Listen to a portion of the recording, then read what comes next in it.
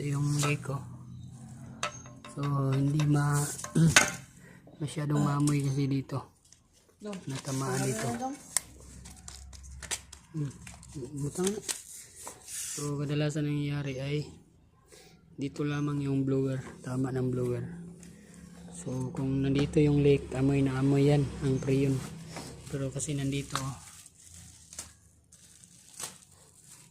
tapos natakpan pa, so hindi masyadong maamoy yung preyon. So invisible lake.